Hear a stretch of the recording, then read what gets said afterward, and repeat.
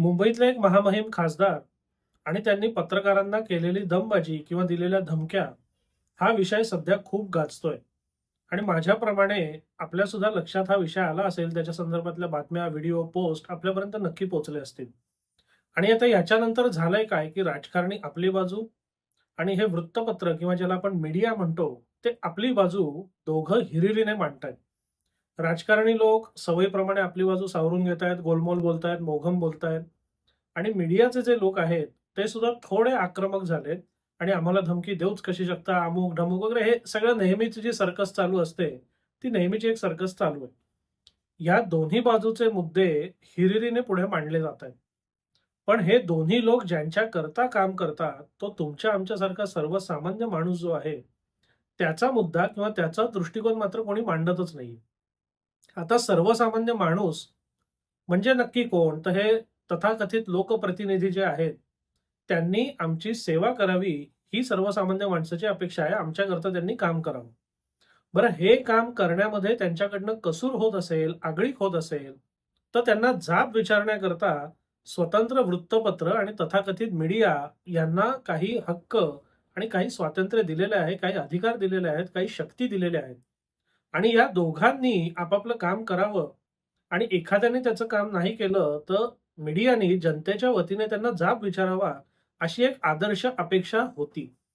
गेल्या काही काळात ती आदर्श अपेक्षा साफ धुळीस मिळालेली आहे, हे माझ्याप्रमाणे अनेक लोकांना पटेल. आता यातला गंमतीचा भाग असा, की खासदारांनी जे दमबाजी केलेली आहे, त्यातले जे शेरे आहेत ना, ते फार गंभीर आणि फार विचार करण्यासारखे आणि फार धोकादायक आहेत. हे खासदार त्या पत्रकार किंवा जे कोण तिकडे होते, त्यांना दमबाजी करताना काय म्हणताय, की तुम्ही माझ्या इथे येता, तुम्ही माझ्या इथे बसता, तुम्हाला जेवायला खायला घालतो, परत आलात तर मारून पाठवीन किंवा मारीन, जे काय ते म्हणाले ते. आता हे त्यांचं विधान किती चुकीचं किंवा किती बरोबर आहे, याच्यापेक्षा सुद्धा अशा लोकांच्या दारात हे मीडियावाले बसून बसून करतात काय किंवा बसून खाणं-पिणं करतातच कशाला? हा प्रश्न आता मीडियाला सुद्धा कोणीतरी विचारला पाहिजे. सर्वसामान्य माणसाने विचारला पाहिजे. कारण आमच्या वतीने जाब विचारायला तुम्हाला ठेवलेलं आहे ना हो, ते तुमचं मुख्य काम आहे ना. मग तुम्हीच जर ते काम करत नसाल, तुमचीच जर अशी अगतिक अवस्था झाली असेल, तर तुम्हाला त्याचा जाब विचारायला नको का? कारण आपल्या पत्रकारितेचा किंवा जगभरातल्या पत्रकारितेचा जर काही वर्षांपूर्वीचा इतिहास बघितला, तर वॉटरगेट प्रकरण असेल, पेंटागॉन प्रकरण असेल, पनामा पेपर असतील किंवा आपल्याकडे माहिती अधिकार कायदा असेल, जेसिका लाल प्रकरण असेल, आणीबाणीत काम केलेलं असेल, या सगळ्याला एक दैदिप्यमान इतिहास आहे हो. म्हणजे सत्तेमध्ये कोणीही जरी असलं, तरी त्या सत्तेला भंडावून सोडण्याचं, त्या सत्तेला हादरे देण्याचं सामर्थ्य ह्या मीडियामध्ये आहे. पण त्याच्याकरता मीडिया ही स्वतंत्र, निष्पक्ष आणि आगतिक नसणं गरजेचं आहे. कारण एकदा तुमच्याकडे आगतिकता आली, की तुमच्याकडे आक्रमकता असूच शकत नाही. म्हणून मी व्हिडिओच्या थंबनेलमध्ये तुम्ही जर वाचलं असेल, की जो खायला घालेल ना, तो तुम्हाला मारायलाही धावेलच. त्याच्यात काही विशेष घडलेलं नाहीये. हे जे कोण पत्रकार असतात, म्हणजे हल्ली आपण ज्या बातम्या ऐकतो, की पाकीट पत्रकारिता किंवा लिफाफे पत्रकारिता किंवा खाणारे-पिणारे पत्रकार, असं जर तुम्ही कोणाचं खात-पीत असाल, कोणाकडनं पाकिटं घेत असाल, तर तो तुम्हाला का किंमत देईल हो? म्हणजे तुम्ही तुमच्या पत्रकारिता पेशाची जी ताकद आहे, त्याचाच जर असा लिलाव करून टाकला असेल, तर तुमच्या नशिबी हे जे आलं, ते येणारच होतं, ते यायचंच होतं. यात काहीही वेगळं घडलेलं नाहीये. कारण जेव्हा तुम्ही स्वतः स्वतःच्या सामर्थ्याचा लिलाव करता, विकून टाकता, विक्रीला टाकता, तेव्हा त्या सामर्थ्याचा प्रभाव नष्ट होणं यात काहीही विचित्र किंवा आक्रीत घडलेलं नाही.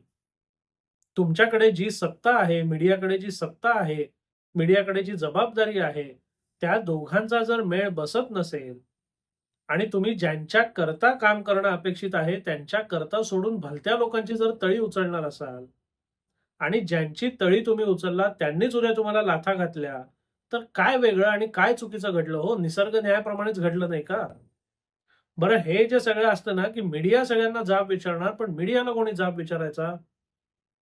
गेल्या काही दिवसात जर तुम्ही वृत्तपत्र किंवा विविध चॅनल हे जर बघितलेत आणि एक अर्धा तास मी एक प्रयोग केला.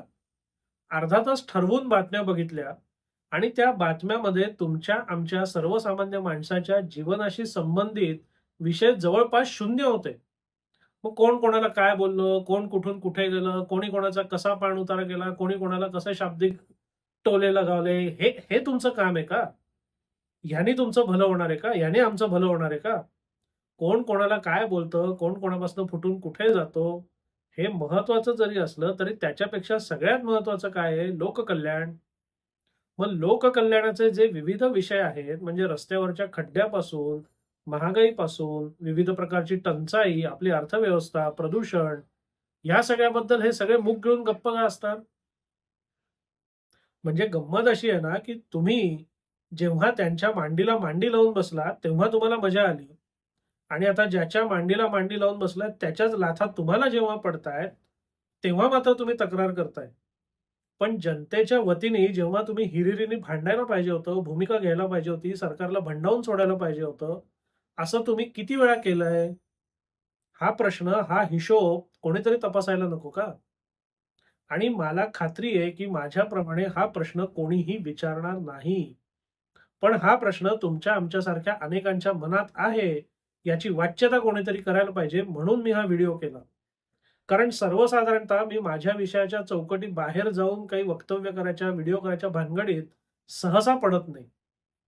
पण जेव्हा एखादी गोष्ट आपल्या नजरेसमोर घडते आणि त्याच्या सगळ्या दृष्टिकोनातनं विचार केला जात नाही, विशेषतः तुमच्या आमच्या सर्वसामान्य नागरिकांच्या दृष्टिकोनातनं विचार केला जात नाही, त्यांची भूमिकाच कोणी मांडत नाही, असं जेव्हा लक्षात येतं ना, तेव्हा ती भूमिका मांडणं ही काळाची गरज असते आणि ते कोणीतरी करणं गरजेचं असतं. ते कोणी करायची शक्यता कमी. म्हणून माझ्या हातात जेवढं आहे तेवढं करण्याकरता म्हणून हा व्हिडिओ प्रपंच केला. की जसं राजकारण्यांना हे मीडियावाले जाब विचारतायत, तसं या मीडियावाल्यांना सुद्धा आपण जाब विचारला पाहिजे, की तुम्ही एवढे आगतिक कसे झालात? कधी झालात? आणि आता पुढे तुमचा काय बेत आहे? म्हणजे अशीच जागतिकता इथून पुढे चालू ठेवायची आहे? का पाठीचा जो कणा आहे तो कधीतरी दाखवणार आहात? का तो इलॅस्टिकचा करून घेतलाय? कोणापुढेही कसंही मनमर्जीप्रमाणे आपल्या सोयीप्रमाणे आपलं वागता यावं, म्हणून तो इलॅस्टिकचाच जर करून घेतला असेल, तर मीडियाला आज जे हे एक उदाहरण घडलं, असं पदोपदी निंदा, नालस्ती, अपमान आणि लाथाबुक्के मिळतील, हे कोणीही टाळू शकत नाही. पण जर मीडिया ताठकण्याने उभी राहिली, तर या सगळ्या जागतिक मीडियाचा, भारतीय मीडियाचा जो दैदिप्यमान इतिहास आहे, तो पुन्हा आपण घडवू शकतो. तुम्ही तुमची आणि जनतेची अब्रू कायम ठेवू शकता. पण ते ठेवायची का नाही ठेवायची हे तुमच्याच हातात आहे. आणि तुम्ही जे कराल किंवा जे करणार नाही, त्याचे बरे वाईट परिणाम हे तुमच्यापर्यंत पोहोचल्याशिवाय राहणार नाहीत आणि त्यावेळेला तुम्हाला कोणाकडेही बोट दाखवता येणार नाही. तुम्ही जरी कोणाकडे बोट दाखवलं, तरी त्यात फार काही अर्थ नसेल. कारण माझ्यासारख्या बहुतांश लोकांना तुमची ही आगतिकता आता दररोज जाणवायला लागलेली आहे. प्रश्न असा आहे, की तुमची आगतिकता ज्या कारणांमुळे आहे, त्या कारणांचा समूळ नाश तुम्ही करणार आहात? का स्वतःच्या विनाशाकडे स्वतःच्या पावलांनी जाणार आहात? एवढाच आहे. आणि त्याचा तुमचा जो काही निर्णय असेल, त्याप्रमाणे संयुक्तिक परिणाम किंवा संयुक्तिक भविष्य परिणाम हे तुमच्याबाबत होतील, यात काहीही शंका नाही. एक सर्वसामान्य नागरिक, सर्वसामान्य मनुष्य म्हणून तुम्हाला ह्या विषयाबद्दल, या व्हिडिओबद्दल काय वाटतं? अवश्य कळवा. धन्यवाद.